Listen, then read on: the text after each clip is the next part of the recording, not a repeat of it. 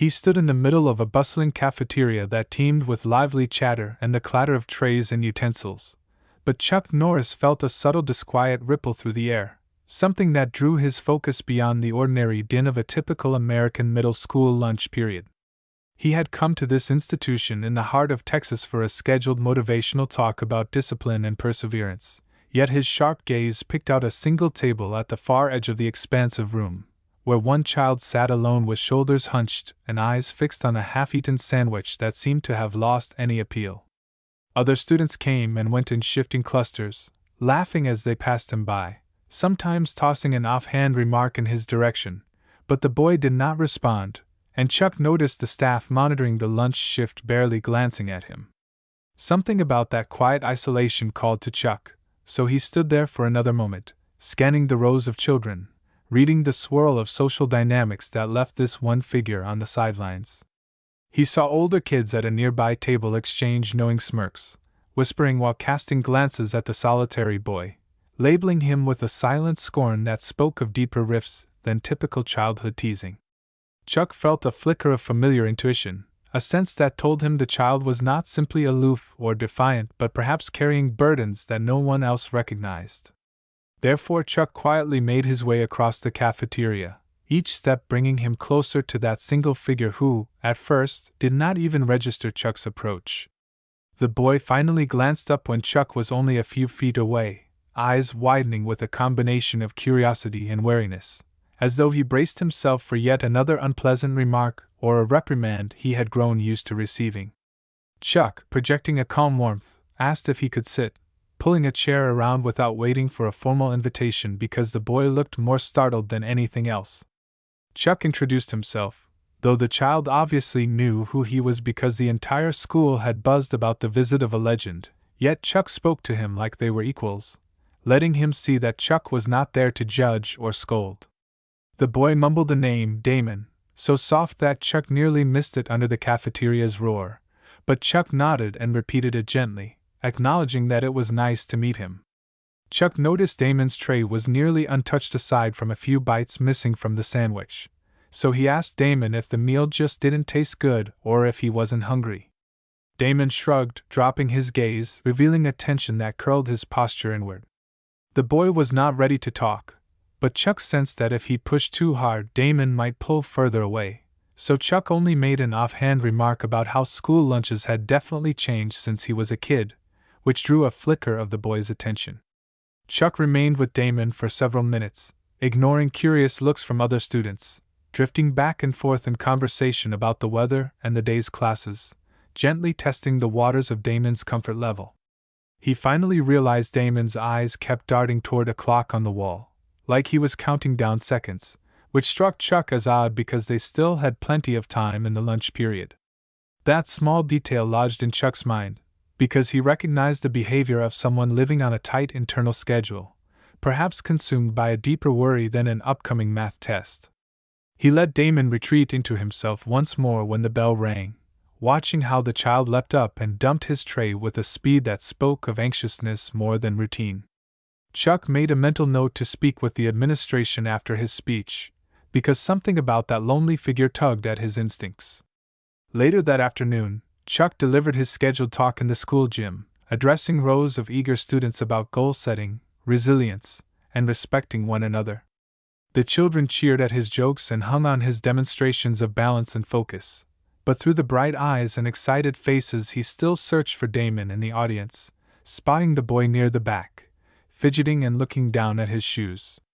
Chuck tried to project his voice in a way that might resonate with the child, weaving a message about the hidden strengths people carry even when others do not see them. Damon occasionally glanced up, then back down, as if torn between a flicker of hope and a persistent dread. When the assembly concluded, teachers ushered students out in an orderly fashion, but Damon left quickly, slipping through the exit before Chuck could catch up. Therefore Chuck approached a few staff members, inquiring about Damon and his situation, but he was met with dismissive comments that Damon was a difficult child, a problem who often disrupted class with tardiness or incomplete work, someone who refused to participate in group projects, and who had sat alone at lunch for months because he never seemed to get along with anyone. Chuck asked if the school counselor had looked into it, but a few shrugged, saying Damon rebuffed any efforts, and staff concluded that maybe he preferred to be left alone. Chuck sensed an underlying impatience in their tone, as if they had bigger concerns than a solitary boy who wouldn't talk. Chuck decided to find the counselor himself, a man named Mr. Harris, who explained that Damon's academic performance had declined drastically over the last semester, but every attempt to talk with him ended in short, mumbled answers or silence.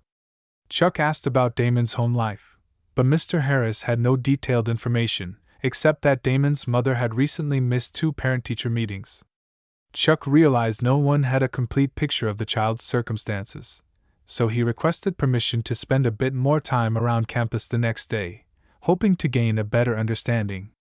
Since Chuck was a special guest, the administration allowed it, though some staff whispered that he was wasting his energy on a kid who wouldn't accept help.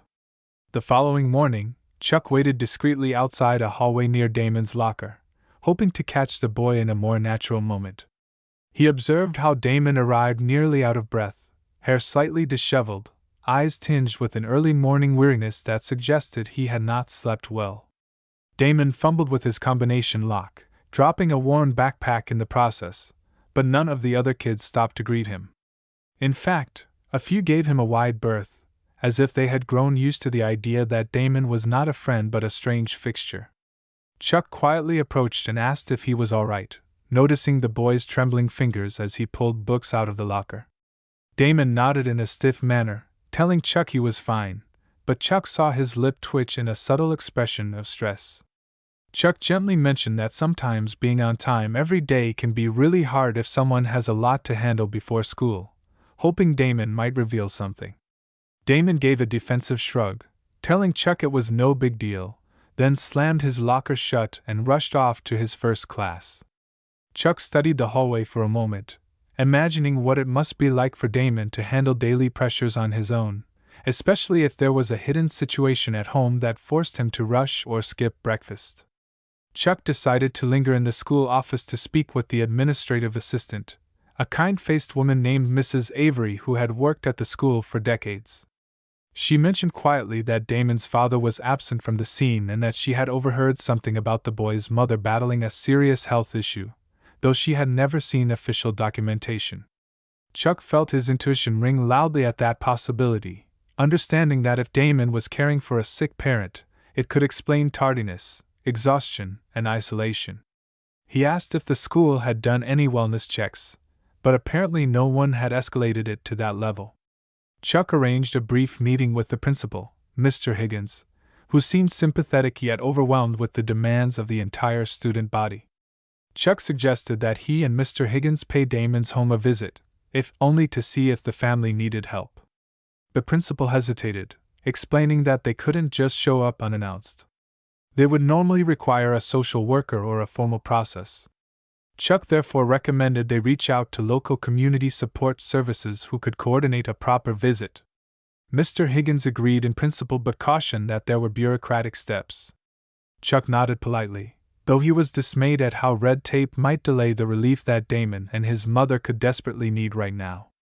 That afternoon, Chuck found Damon at lunch again, alone as usual, swirling chocolate milk around in a carton without taking a sip. Chuck sat down, greeting him by name, which made Damon glance up with a puzzled look, as if he could not believe anyone remembered who he was. Chuck asked if Damon liked reading because he had heard a rumor from a librarian that Damon checked out science fiction books regularly. Damon gave a guarded nod, admitting that stories set in distant galaxies helped him temporarily forget about everything else. Chuck used that opening to discuss a classic sci-fi series, describing a story about a young hero who faced overwhelming challenges at home but managed to find strength through small acts of courage. Damon listened intently, a flicker of interest sparking in his eyes, though he said little. Chuck pivoted carefully, mentioning that sometimes real life can feel overwhelming and no one else understands, but there are people out there willing to help if only they know what is going on. Damon's reaction was immediate, tears welling at the corners of his eyes, but he blinked them back, forcing his expression to remain passive. Chuck did not push further, letting the boy process that moment. Over the next few days, Chuck patiently made small connections with Damon, occasionally walking alongside him in the hallway or helping him carry books when he looked especially tired. Damon often arrived at school wearing the same clothes, maybe washed hastily in a sink the night before, and Chuck's concern deepened. He offered Damon subtle snacks like a protein bar or apple slices, claiming he had extra. Damon accepted them with quiet gratitude, though he never said much. Chuck privately reached out to a local youth outreach group, describing the situation and asking if they could help with groceries or basic needs. They promised to see what they could do, but they too needed more specifics before stepping in. Chuck realized the best way to uncover the truth was simply to be a steady presence, waiting for Damon to trust him enough to open up. Finally, one afternoon, Damon hesitated by the school exit doors while other kids scrambled outside. He spotted Chuck heading in his direction and seemed to brace himself, as though about to make a difficult choice.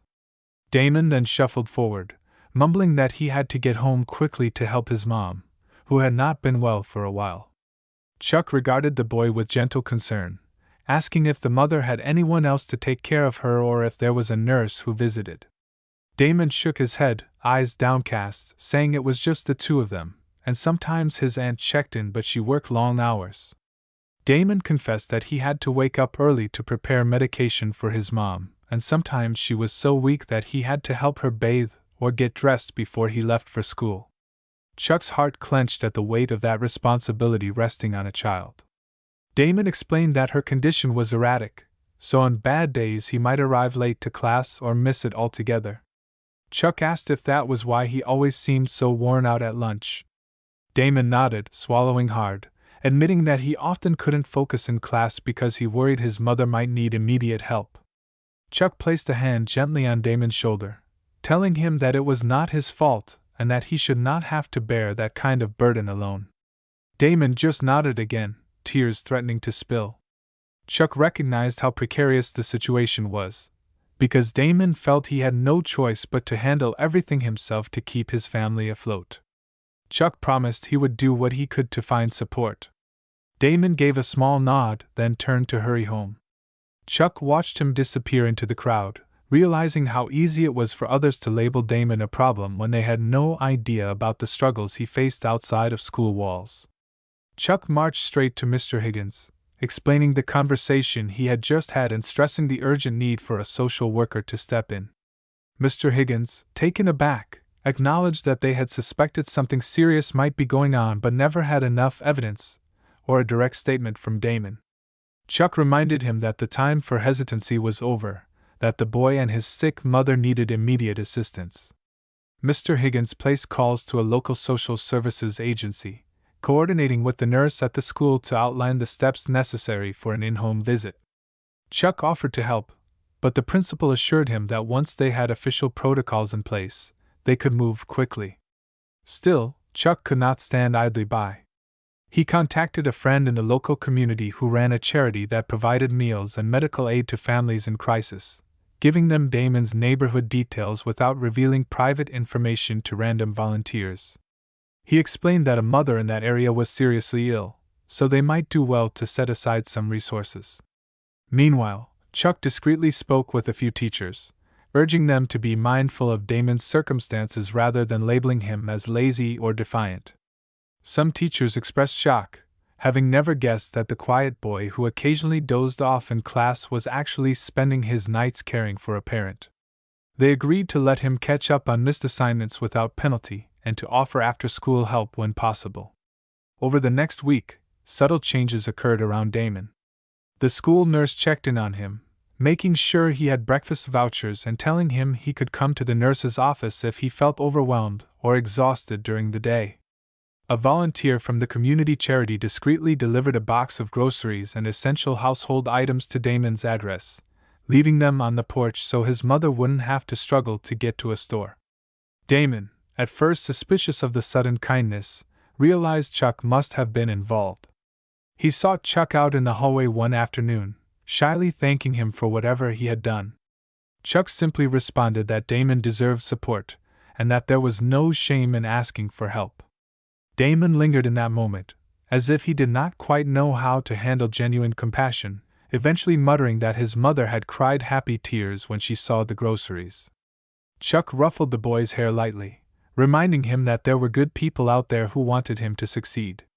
Social services soon arranged a formal home visit, discovering that Damon's mother was indeed in a serious condition that left her unable to work.